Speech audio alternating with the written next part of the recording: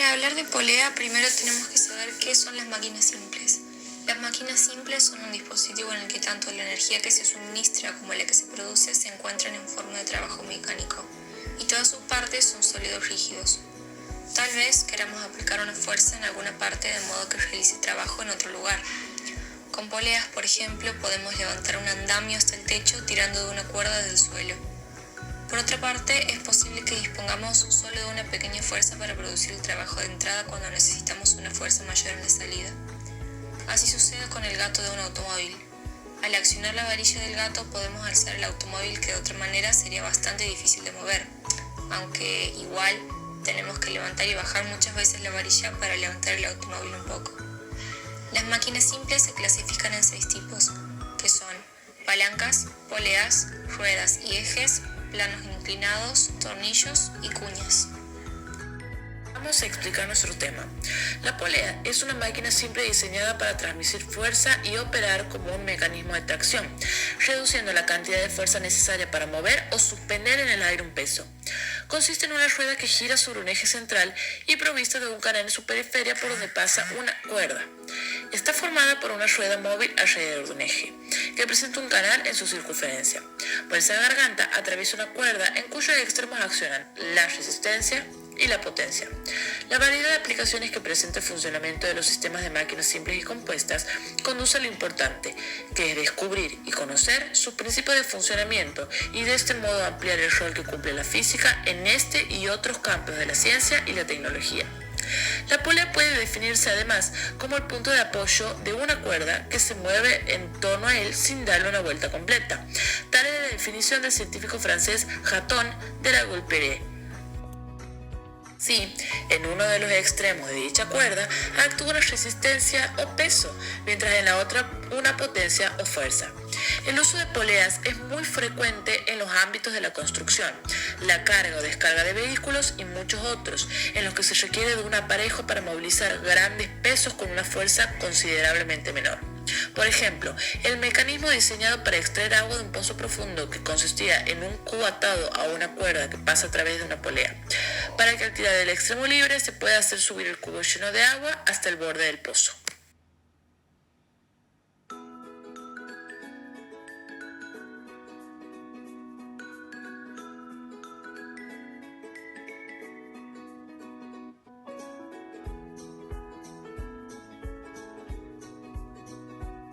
El funcionamiento de la polea es bastante sencillo, ya que se tiene que poner una cuerda que rodee la llanura del disco. Posteriormente se acopla la carga u objetivo a levantar en un extremo y como paso final se toma el otro extremo y ejerce una fuerza hacia abajo para poder levantar. Historia de la polea. No se sabe demasiado respecto a la invención de la polea. Lo único que se sabe al respecto es que la literatura histórica cuenta que su inventor es Arquímedes.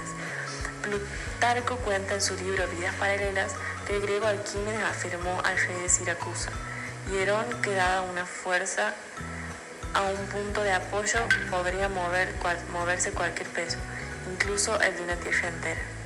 A lo que su amigo demandó una demostración práctica de Arquímedes. Llenó de cargamento y pasajeros un barco de la Armada Real y le pidió al filósofo que moviera un disque seco. Luego de diseñar el sistema de las poleas adecuado, Arquímedes se sentó en cierta distancia y tiró casi sin esfuerzo de una cuerda, haciendo que el barco se elevara y se moviera tan establemente que pareciera aún permanecer en el agua. 5 partes, que son bastante simples ya que cuentan con pocas partes, pero cada una cumple con un trabajo indispensable para el funcionamiento. Sus partes son: cuerpo. Tiene forma de disco, ya sea totalmente sólido o con algunas ventilas que son utilizadas para el flujo del aire y para disminuir el peso de la polea. Cubo. Es la parte central del disco. Contiene un agujero en el cual se coloca un eje para mantener fija la polea. Garganta o canal. Es una pequeña ranura o acanaladura que se utiliza para alojar la banda o la cuerda. Estructura. Es la parte en donde se coloca el cuerpo. Se utiliza para fijar la polea en algunas estructuras, pared o techo. Por lo regular tienen un gancho para una fijación fácil. Elemento de transmisión de fuerza. Por lo regular se utilizan cuerdas, bandas o cadenas. La polea se divide por su forma de uso, ya sea en conjunto o individual, individualmente y dependiendo de cada forma existe una clasificación como simples, móviles o polipastos. Polea fija.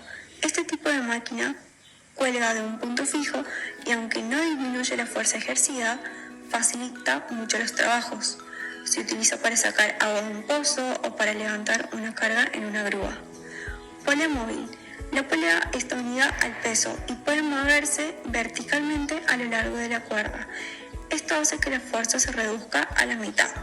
La polea móvil no es otra cosa que una polea de gancho conectada a una cuerda que tiene uno de sus extremos anclados a un punto fijo y el otro extremo móvil, conectado a un mecanismo de atracción.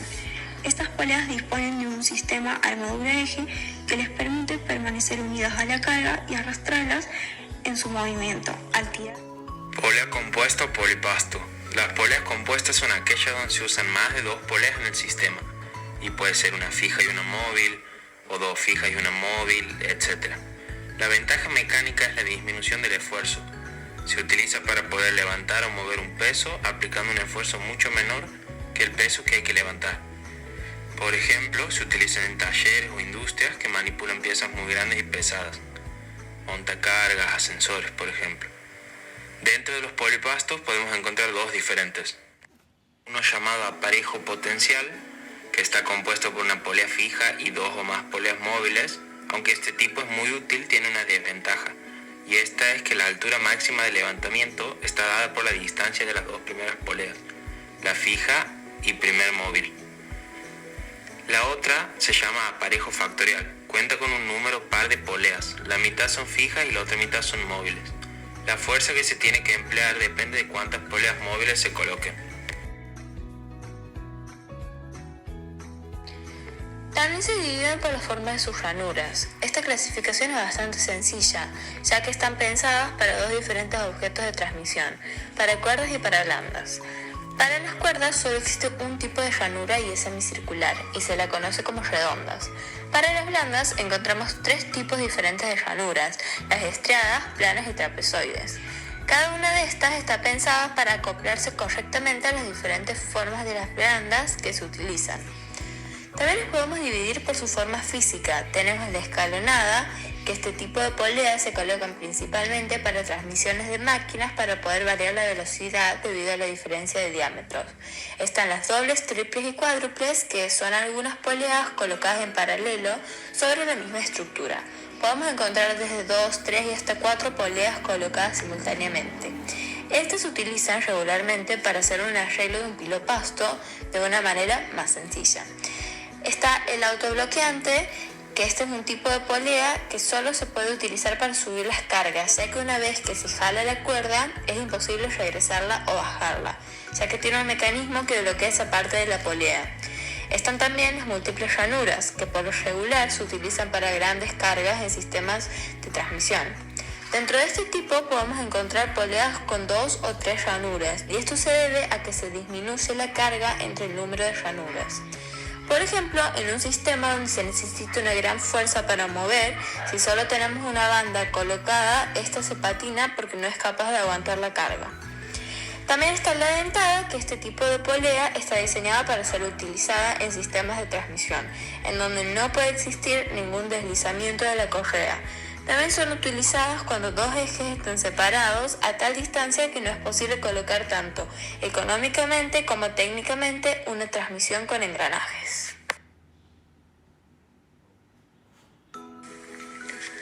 Excéntrica. Este tipo de poleas son para aplicaciones más concretas y personalizadas, ya que dependiendo de la posición en la que se encuentre esta polea se necesitará aplicar una mayor o menor fuerza que la resistencia que ejerce el objeto. Existen dos formas de clasificación de las poleas, según su desplazamiento o según su número. Según su desplazamiento puede hablarse de poleas fijas cuando se hallan suspendidas de un punto fijo, o móviles cuando se trata de un conjunto de dos poleas, una fija y una móvil. Y según su número, dependiendo de si se trata de una polea actuando sola o de un conjunto interconectado de ellas. Podremos hablar de poleas simples o de poleas combinadas o compuestas respectivamente. Ventajas de la polea.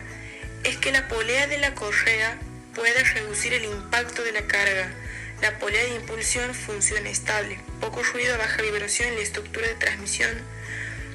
Polea correa es simple, el ajuste es conveniente, no es tan estricta como la unidad de engrane para la precisión de fabricación e instalación de la polea. Polea correa tiene protección contra sobrecarga, función. El cinturón de la polea tiene una gama grande de ajuste de la distancia de centro entre los dos ejes.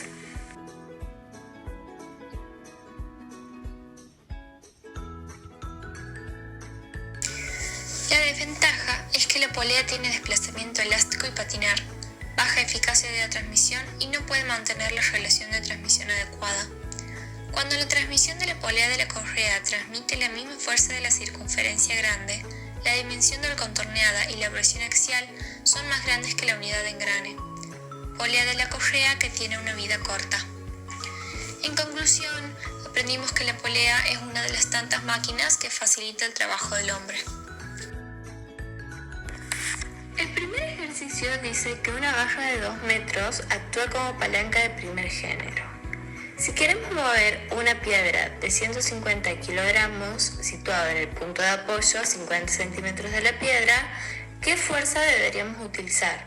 Dame respuesta en newtons. Yo lo primero que hago es dibujar como para guiarme. Yo tengo los siguientes datos, que la longitud de la barra es igual a 2 metros. La masa de la piedra son 150 kilogramos. El brazo de resistencia es igual a 0,5 metros. El brazo de potencia es igual a la longitud de la barra menos el brazo de resistencia, lo que me da 2 menos 0,5, que es igual a 1,5 metros. La resistencia es igual a 1470 newtons y la fuerza es lo que no sabemos. Entonces aplicamos la siguiente fórmula. Fuerza por brazo de resistencia de potencia es igual a resistencia por brazo de resistencia. Entonces, ahí sería, aplicamos la reglita de 3 simples.